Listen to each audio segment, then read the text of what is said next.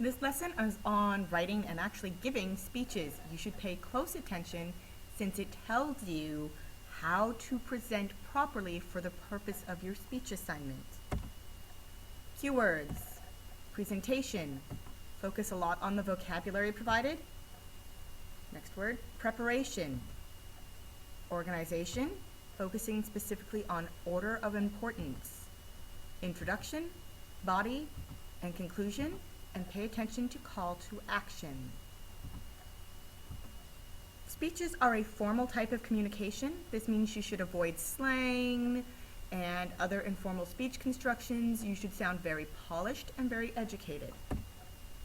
There are several considerations when you're giving a presentation. You need to have your topic fit the audience and occasion. Your structure must be concise and well organized. You need to project, use good diction, expression, and inflection.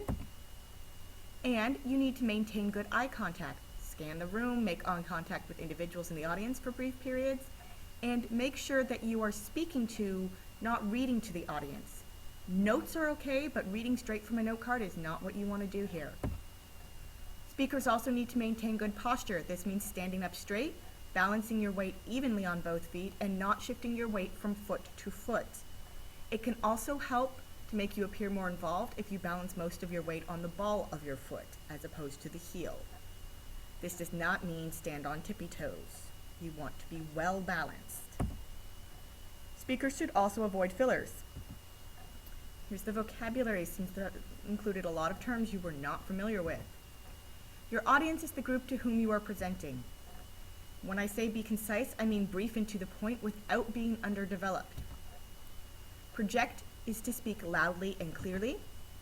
Diction involves speaking clearly. Expression means speaking with an interesting voice. You're not speaking in a monotone voice, nor are you talking in a really goofy voice. Inflection is the way in which sounds in a word are curved or bent during a speech. This happens naturally for the most part. The most common example in English is that when you ask a question, your voice tends to rise at the end of the question. For example, do you understand? As opposed to, you understand, which is a statement.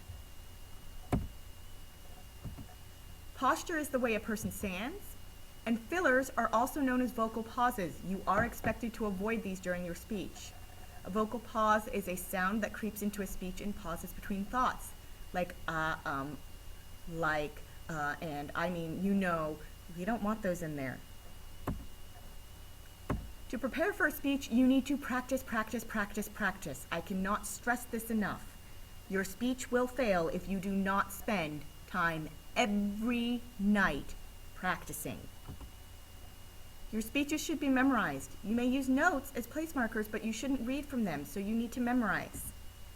This means taking a line or two of your speech at a time, then adding a line or two more, and practicing from the beginning once you have those first two down to perfection. When you perfect that whole little next segment, add a little bit more. You should spend at least 15 minutes a night practicing for a speech for at least a week prior to the speech's presentation. Do not leave this assignment to the last minute. Use a timer while you practice. Make sure your speech is not too long or too short. Use a mirror or a practice audience. You can double check your posture in a mirror, and using an audience gives you someone to get you feedback on diction and projection, as well as how well you're avoiding fillers. You need to use an organizational strategy. This starts with an introduction, body, and conclusion, but also means using a strategy. There are many types of strategies. For the purpose of this speech, you're going to be using the order of importance. This means you start with your least important or least convincing argument and end with your most important or strongest argument.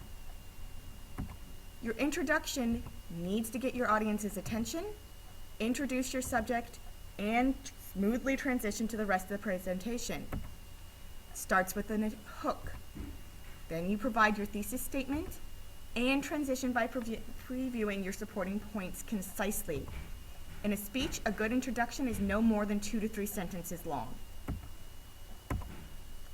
The body is the most important part of the speech. It provides most of the information and will take up most of your speaking time.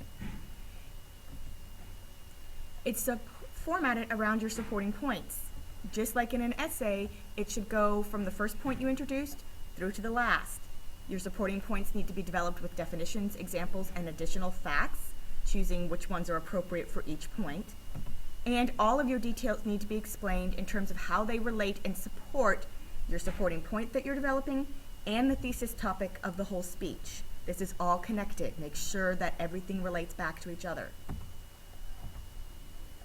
The conclusion is often what the audience remembers most clearly, so it needs to be strong. Start with a transition sentence that sums things up and moves things into the end, like, in conclusion, finish the thought with your topic. You need to briefly review your main speaking points and restate your thesis statement, including a call to action. This is telling the audience what you want them to do or believe.